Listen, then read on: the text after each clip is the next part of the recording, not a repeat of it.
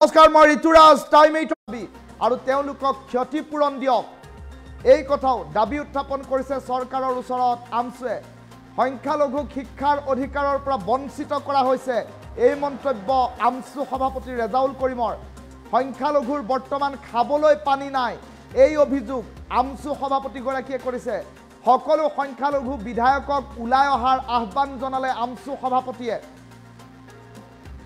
আৰু সংখ্যালঘুৰ ওপৰত অত্যাচাৰ বন্ধ নকৰিলে তীব্ৰ প্ৰতিবাদ গণতান্ত্ৰিক আন্দোলন অব্যাহত ৰখাৰ হুংকাৰ প্ৰদান কৰিলে প্ৰয়োজনত অসম স্তব্ধ কৰাৰ হুংকাৰ দিলে আমছু সভাপতি ৰেজাউল কৰিমে গোৱালপাৰা জিলা আয়ুক্তৰ কাৰ্যালয়ৰ সন্মুখত উচ্ছেদৰ বিৰুদ্ধে আমছুৱে সাব্যস্ত কৰিছে তীব্ৰ প্ৰতিবাদ গোৱালপাৰাৰ হাছিলা বিলত শেহতীয়াকৈ দেখিবলৈ পোৱা গ'ল সংখ্যালঘুৰ জনতাৰ অধ্যুষিত এটা অঞ্চল য'ত হাছিলা বিলৰ চৰকাৰী ভূমিৰ প্ৰায় 1500তকৈ অধিক বিঘা ভূমি অবৈধভাৱে দখল কৰি থকাৰ অভিযোগ উত্থাপন হৈছিল আৰু তাৰ পাছতে এতিয়া ৰাজ্য চৰকাৰৰ প্ৰশাসন ব্যৱস্থাই বুলডোজাৰ লৈ উঠাই দিছে সেই ঘৰসমূহ য'ত 700তকৈ অধিক পৰিয়াল 4000তকৈ অধিক লোক বসবাস কৰিছিল সেই সকল লোকক উচ্ছেদ কৰাৰ বাবে এতিয়া প্ৰতিবাদমুখৰ পৰিস্থিতিৰ সৃষ্টি হৈছে আৰু এই সংখ্যালঘু লোকসকল সংখ্যালঘু হোৱাৰ বাবে ইছলাম ধৰ্মাৱলম্বী হোৱাৰ বাবে এতিয়া এই উচ্ছেদ চলিছে বুলি মন্তব্য প্ৰকাশ কৰা পৰিলক্ষিত হৈছে সদৌ অসম সংখ্যালঘু ছাত্ৰ ইউনিয়ন আমছুৰ উদ্যোগত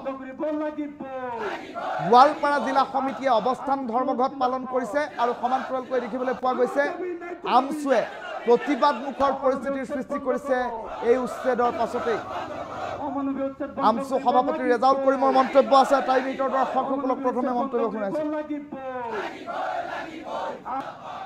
আমি এই কাৰণে ৰূপায়ণ কৰিছো কেৱল গোৱালপাৰাতে নহয় সমগ্ৰ ৰাজ্যজুৰি জিলা আয়ুক্ত আৰু মহকুমা অধিপতিৰ কাৰ্যালয়ত আমি 2 ঘণ্টীয়া ধৰ্ণা কাৰ্যসূচী ৰূপায়ণ কৰিছো আপোনালোকে জানে যে গোৱালপাৰা জিলাৰ হাছিলা বিলকে আদি কৰি বিভিন্ন ঠাইত যি অমানৱীয়ভাৱে বঙাইগাঁও কোকৰাঝাৰ পৰ্বতজোৰা আদি অঞ্চলত অমানৱীয়ভাৱে পুনৰ সংস্থাপনৰ ব্যৱস্থা নকৰাকৈ মানুহখিনিক যি ধৰণে উচ্ছেদ কৰা হৈছে ইয়াৰ আমি তীব্ৰ বিৰোধিতা কৰিছো আমি চৰকাৰক বাৰে বাৰে কৈ আহিছো চৰকাৰে কিবা ভূমিৰ প্ৰয়োজন হয় বা চৰকাৰে যদি ক'ৰবাত ভূমি লাগে সেই অঞ্চলৰ মানুহ যিহেতু যুগ যুগ ধৰি এই অঞ্চলত বসবাস কৰি আছে চৰকাৰে যিহেতু সংখ্যালঘুসকলক মাটিৰ পট্টা দিয়া নাই বসুন্ধৰা 2, 1, 3, 4 কতো মাটি দিয়া নাই গতিকে এইখিনি মানুহ যিহেতু আজি ভাৰতবৰ্ষৰ স্বাধীনতা লাভ কৰাৰ আগৰ পৰাই বহি আছে সেইখিনি মানুহক পুনৰ সংস্থাপনৰ ব্যৱস্থা কৰি তেওঁলোকক উচ্ছেদ কৰক তাত আমাৰ ক'বলগীয়া নাথাকিব আমি সহযোগিতা কৰিম কিন্তু চৰকাৰে আক্ৰমণমূলকভাৱে গতিকে এইটোত কোনো পদ্ধতি আমি সহ্য নকৰোঁ আমাৰ প্ৰথম দাবী হৈছে আমাৰ প্ৰথম স্পষ্ট কথা হৈছে এই অমানৱীয় উচ্ছেদ বন্ধ হ'ব লাগিব আৰু যি উচ্ছেদ কৰিলে সেই উচ্ছেদিত পৰিয়ালসকলক পুনৰ সংস্থাপন আৰু ক্ষতিপূৰণৰ ব্যৱস্থা হ'ব লাগিব আজি সেই শিশুসকল কি অপৰাধ কৰিছে আজি নিজৰ সপোনৰ ঘৰখনক তেওঁলোকে ভাঙি দিছে আজি সেই বৃদ্ধা পিতৃ মাতৃসকলে কি অপৰাধ কৰিছে আজি শিক্ষাৰ অধিকাৰৰ পৰা তেওঁলোকে বঞ্চিত হ'ল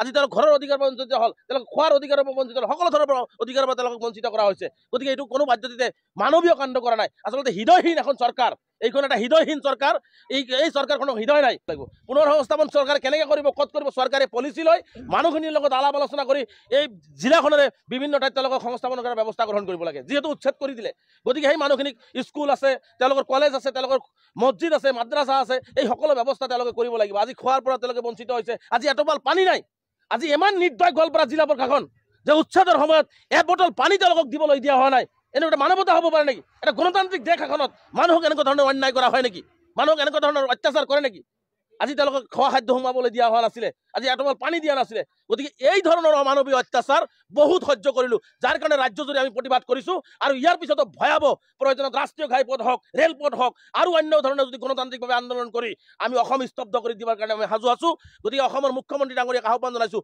এই ধৰণৰ অত্যাচাৰ যদি বন্ধ নহয় পৰৱৰ্তী পৰ্যায়ত সংখ্যালঘু ৰাইজৰ আমছুৰ প্ৰবল প্ৰত্যাহ্বানৰ সন্মুখীন হ'বৰ কাৰণে সাজু থাকিবৰ কাৰণে স্পষ্টভাৱে সকীয়াই আমি এই কাৰণে ৰূপায়ণ কৰিছোঁ কেৱল গোৱালপাৰাতে নহয় সমগ্ৰ ৰাজ্যজুৰি জিলা আয়ুক্ত আৰু মহকুমা অধিপতিৰ কাৰ্যালয়ত আমি 2 ঘণ্টীয়া ধৰ্ণা কাৰ্যসূচী ৰূপায়ণ কৰিছোঁ আপোনালোকে জানে যে গোৱালপাৰা জিলাৰ হাছিলা বিলকে আদি কৰি বিভিন্ন ঠাইত যি অমানৱীয়ভাৱে বঙাইগাঁও কোকৰাঝাৰ পৰ্বতজোৰা আদি অঞ্চলত অমানৱীয়ভাৱে পুনৰ সংস্থাপনৰ ব্যৱস্থা নকৰাকৈ মানুহখিনিক যি ধৰণে উচ্ছেদ কৰা হৈছে ইয়াৰ আমি তীব্ৰ বিৰোধিতা কৰিছোঁ আমি চৰকাৰক বাৰে বাৰে কৈ আহিছোঁ চৰকাৰে কিবা ভূমিৰ প্ৰয়োজন হয় বা চৰকাৰে যদি ক'ৰবাত ভূমি লাগে সেই অঞ্চলৰ মানুহ যিহেতু যুগ যুগ ধৰি এই অঞ্চলত বসবাস কৰি আছে চৰকাৰে যিহেতু সংখ্যালঘুসকলক মাটিৰ পট্টা দিয়া নাই বসুন্ধৰা 2, 1, 3, 4 কতো মাটি দিয়া নাই গতিকে এইখিনি মানুহ যিহেতু আজি ভাৰতবৰ্ষৰ স্বাধীনতা লাভ কৰাৰ আগৰ পৰাই বহি আছে সেইখিনি মানুহক পুনৰ সংস্থাপনৰ ব্যৱস্থা কৰি তেওঁলোকক উচ্ছেদ কৰক তাত আমাৰ ক'বলগীয়া নাথাকিব আমি সহযোগিতা কৰিম কিন্তু চৰকাৰে আক্ৰমণমূলকভাৱে গতিকে এইটোত কোনো পদ্ধতি আমি সহ্য নকৰোঁ আমাৰ প্ৰথম দাবী হৈছে আমাৰ প্ৰথম স্পষ্ট কথা হৈছে এই অমানৱীয় উচ্ছেদ বন্ধ হ'ব লাগিব আৰু যি উচ্ছেদ কৰিলে সেই উচ্ছেদিত পৰিয়ালসকলক পুনৰ সংস্থাপন আৰু ক্ষতিপূৰণৰ ব্যৱস্থা হ'ব লাগিব।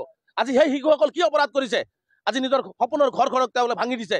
আজি সেই বৃদ্ধা পিতৃ মাতৃসকলে কি অপৰাধ কৰিছে? আজি শিক্ষাৰ অধিকাৰৰ পৰা তেওঁলোকে বঞ্চিত হ'ল। আজি তেওঁলোক ঘৰৰ অধিকাৰৰ পৰা বঞ্চিত হ'ল, তেওঁলোক খোৱাৰ অধিকাৰৰ পৰা বঞ্চিত হ'ল, সকলো ধৰণৰ অধিকাৰৰ পৰা তেওঁলোকক বঞ্চিত কৰা হৈছে। গতিকে এইটো কোনো পদ্ধতিতে মানৱীয় কাণ্ড কৰা নাই। আচলতে হৃদয়হীন এখন চৰকাৰ, এইখন এটা হৃদয়হীন চৰকাৰ। এই চৰকাৰখনক হৃদয় নাই।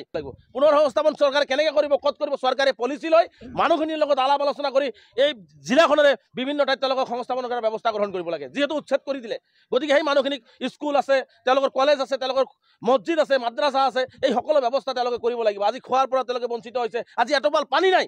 আজি ইমান নিৰ্দয় গোৱালপাৰা জিলা প্ৰশাসন যে উচ্ছেদৰ সময়ত এবটল পানী তেওঁলোকক দিবলৈ দিয়া হোৱা নাই। এনেকুৱা মানৱতা হ'ব পাৰে নেকি? এটা গণতান্ত্ৰিক দেশ এখনত মানুহক এনেকুৱা ধৰণৰ অন্যায় কৰা হয় নেকি? মানুহক এনেকুৱা ধৰণৰ অত্যাচাৰ কৰে নেকি? আজি তেওঁলোকক খোৱা খাদ্য সোমাবলৈ দিয়া হোৱা নাছিলে, আজি এটোপাল পানী দিয়া নাছিলে। গতিকে এই ধৰণৰ অমানৱীয় অত্যাচাৰ বহুত সহ্য কৰিলোঁ, যাৰ কাৰণে ৰাজ্যজুৰি আমি প্ৰতিবাদ কৰিছোঁ। আৰু ইয়াৰ পিছতো ভয়াৱহ প্ৰয়োজনত ৰাষ্ট্ৰীয় ঘাইপথ হওক, ৰেলপথ হওক, আৰু অন্য ধৰণৰ যদি গণতান্ত্ৰিকভাৱে আন্দোলন কৰি আমি অসম স্তব্ধ কৰি দিবৰ কাৰণে আমি সাজু আছোঁ। গতিকে অসমৰ মুখ্যমন্ত্ৰী ডাঙৰীয়াক আহ্বান জনাইছোঁ, এই ধৰণৰ অত্যাচাৰ যদি বন্ধ নহয়, পৰৱৰ্তী পৰ্যায়ত সংখ্যালঘু ৰাইজৰ আমচুৰ প্ৰবল প্ৰত্যাহ্বানৰ সন্মুখীন হ'বৰ কাৰণে সাজু থাকিবৰ কাৰণে স্পষ্টভাৱে সুকীয়া আমি এইকাৰণে ৰূপায়ণ কৰিছোঁ। কেৱল গোৱালপাৰাতে নহয়, সমগ্ৰ ৰাজ্যজুৰি জিলা আয়ুক্ত আৰু মহকুমা অধিপতিৰ কাৰ্যালয়ত আমি দুঘণ্টীয়া ধৰ্ণা কাৰ্যসূচী ৰূপায়ণ কৰিছোঁ। আপোনালোকে জানে যে গোৱালপাৰা জিলাৰ হাজলা বিলকে আদি কৰি বিভিন্ন ঠাইত যি অমানৱীয়ভাৱে বঙাইগাঁও, কোকৰাঝাৰ, পৰ্বতজোৰা আদি অঞ্চলত অমানৱীয়ভাৱে পুনৰ সংস্থাপনৰ ব্যৱস্থা নকৰাকৈ মানুহখিনিক যি ধৰণে উচ্ছেদ কৰা হৈছে, ইয়াৰ আমি তীব্ৰ বিৰোধিতা কৰিছোঁ। আমি চৰকাৰক বাৰে বাৰে কৈ আহিছোঁ, যদি চৰকাৰে কিবা ভূমিৰ প্ৰয়োজন হয় বা চৰকাৰে যদি ক'ৰবাত ভূমি লাগে, সেই অঞ্চলৰ মানুহ যিহেতু যুগ যুগ ধৰি এই অঞ্চলত বসবাস কৰি আছে, চৰকাৰে যিহেতু সংখ্যালঘুসকলক মাটিৰ পট্টা দিয়া নাই, বসুন্ধৰা 2, 1, 3, 4 ক'তো মাটি দিয়া নাই। গতিকে এইখিনি মানুহ যিহেতু আজি ভাৰতবৰ্ষৰ স্বাধীনতা লাভ কৰাৰ আগৰ পৰাই বহি আছে, সেইখিনি মানুহক পুনৰ সংস্থাপনৰ ব্যৱস্থা কৰি তেওঁলোকক উচ্ছেদ কৰক। তাত আমাৰ ক'বলগীয়া নাথাকিব, আমি সহযোগিতা কৰিম। কিন্তু চৰকাৰে আক্ৰমণমূলকভাৱে, গতিকে এইটোত কোনো পদ্ধতি আমি সহ্য নকৰোঁ। আমাৰ প্ৰথম দাবী হৈছে, আমাৰ প্ৰথম স্পষ্ট কথা হৈছে, এই অমানৱীয় উচ্ছেদ বন্ধ হ'ব লাগিব। আৰু যি উচ্ছেদ কৰিলে সেই উচ্ছেদিত পৰিয়ালসকলক পুনৰ সংস্থাপন আৰু ক্ষতিপূৰণৰ ব্যৱস্থা হ'ব লাগিব। আজি সেই শিশুসকল কি অপৰাধ কৰিছে? আজি নিজৰ সপোনৰ ঘৰখনক তেওঁলোকে ভাঙি দিছে। আজি সেই বৃদ্ধা পিতৃ মাতৃসকলে কি অপৰাধ কৰিছে? আজি শিক্ষাৰ অধিকাৰৰ পৰা তেওঁলোকে বঞ্চিত হ'ল, আজি তেওঁলোক ঘৰৰ অধিকাৰৰ পৰা বঞ্চিত হ'ল, তেওঁলোক খোৱাৰ অধিকাৰৰ পৰা বঞ্চিত হ'ল, সকলো ধৰণৰ অধিকাৰৰ পৰা তেওঁলোকক বঞ্চিত কৰা হৈছে। গতিকে এইটো কোনো পদ্ধতিতে মানৱীয় কাণ্ড কৰা নাই। আচলতে হৃদয়হীন এখন চৰকাৰ, এইখন এটা হৃদয়হীন চৰকাৰ। এই চৰকাৰখনক হৃদয় নাই। পুনৰ সংস্থাপন চৰকাৰে কেনেকৈ কৰিব, ক'ত কৰিব? চৰকাৰে পলিচি লৈ মানুহখিনিৰ লগত আলাপ আলোচনা কৰি এই জিলাখনৰে বিভিন্ন ঠাইত তেওঁলোকক সংস্থাপন কৰাৰ ব্যৱস্থা গ্ৰহণ কৰিব লাগে। যিহেতু উচ্ছেদ কৰি দিলে, গতিকে সেই মানুহখিনিক স্কুল আছে, তেওঁলোকৰ কলেজ আছে, তেওঁলোকৰ মছজিদ আছে, মাদ্ৰাছা আছে, এই সকলো ব্যৱস্থা তেওঁলোকে কৰিব লাগিব। আজি খোৱাৰ পৰা তেওঁলোকে বঞ্চিত হৈছে। আজি এটোপাল পানী নাই। আজি ইমান নিৰ্দয় গোৱালপাৰা জিলা প্ৰশাসন যে উচ্ছেদৰ সময়ত এবটল পানী তেওঁলোকক দিবলৈ দিয়া হোৱা নাই। এনেকুৱা মানৱতা হ'ব পাৰে নেকি? এটা গণতান্ত্ৰিক দেশ এখনত মানুহক এনেকুৱা ধৰণৰ অন্যায় কৰা হয় নেকি? মানুহক এনেকুৱা ধৰণৰ অত্যাচাৰ কৰে নেকি? আজি তেওঁলোকক খোৱা খাদ্য সোমাবলৈ দিয়া হোৱা নাছিলে, আজি এটোপাল পানী দিয়া নাছিলে। গতিকে এই ধৰণৰ অমানৱীয় অত্যাচাৰ বহুত সহ্য কৰিলোঁ, যাৰ কাৰণে ৰাজ্যজুৰি আমি প্ৰতিবাদ কৰিছোঁ। আৰু ইয়াৰ পিছতো ভয়াৱহ প্ৰয়োজনত ৰাষ্ট্ৰীয় ঘাইপথ হওক, ৰেলপথ হওক, আৰু অন্য ধৰণৰ যদি গণতান্ত্ৰিকভাৱে আন্দোলন কৰি আমি অসম স্তব্ধ কৰি দিবৰ কাৰণে আমি সাজু আছোঁ। গতিকে অসমৰ মুখ্যমন্ত্ৰী ডাঙৰীয়াক আহ্বান জনাইছোঁ, এই ধৰণৰ অত্যাচাৰ যদি বন্ধ নহয়, পৰৱৰ্তী পৰ্যায়ত সংখ্যালঘু ৰাইজৰ আমচুৰ প্ৰবল প্ৰত্যাহ্বানৰ সন্মুখীন হ'বৰ কাৰণে সাজু থাকিবৰ কাৰণে স্পষ্টভাৱে সুকীয়া আমি এইকাৰণে ৰূপায়ণ কৰিছোঁ। কেৱল গোৱালপাৰাতে নহয়, সমগ্ৰ ৰাজ্যজুৰি জিলা আয়ুক্ত আৰু মহকুমা অধিপতিৰ কাৰ্যালয়ত আমি দুঘণ্টীয়া ধৰ্ণা কাৰ্যসূচী ৰূপায়ণ কৰিছোঁ। আপোনালোকে জানে যে গোৱালপাৰা জিলাৰ হাজলা বিলকে আদি কৰি বিভিন্ন ঠাইত যি অমানৱীয়ভাৱে বঙাইগাঁও, কোকৰাঝাৰ, পৰ্বতজোৰা আদি অঞ্চলত অমানৱীয়ভাৱে পুনৰ সংস্থাপনৰ ব্যৱস্থা নকৰাকৈ মানুহখিনিক যি ধৰণে উচ্ছেদ কৰা হৈছে, ইয়াৰ আমি তীব্ৰ বিৰোধিতা কৰিছোঁ। আমি চৰকাৰক বাৰে বাৰে কৈ আহিছোঁ, যদি চৰকাৰে কিবা ভূমিৰ প্ৰয়োজন হয় বা চৰকাৰে যদি ক'ৰবাত ভূমি লাগে, সেই অঞ্চলৰ মানুহ যিহেতু যুগ যুগ ধৰি এই অঞ্চলত বসবাস কৰি আছে, চৰকাৰে যিহেতু সংখ্যালঘুসকলক মাটিৰ পট্টা দিয়া নাই, বসুন্ধৰা 2, 1, 3, 4 ক'তো মাটি দিয়া নাই। গতিকে এইখিনি মানুহ যিহেতু আজি ভাৰতবৰ্ষৰ স্বাধীনতা লাভ কৰাৰ আগৰ পৰাই বহি আছে, সেইখিনি মানুহক পুনৰ সংস্থাপনৰ ব্যৱস্থা কৰি তেওঁলোকক উচ্ছেদ কৰক। তাত আমাৰ ক'বলগীয়া নাথাকিব, আমি সহযোগিতা কৰিম। কিন্তু চৰকাৰে আক্ৰমণমূলকভাৱে, গতিকে এইটোত কোনো পদ্ধতি আমি সহ্য নকৰোঁ। আমাৰ প্ৰথম দাবী হৈছে, আমাৰ প্ৰথম স্পষ্ট কথা হৈছে, এই অমানৱীয় উচ্ছেদ বন্ধ হ'ব লাগিব। আৰু যি উচ্ছেদ কৰিলে সেই উচ্ছেদিত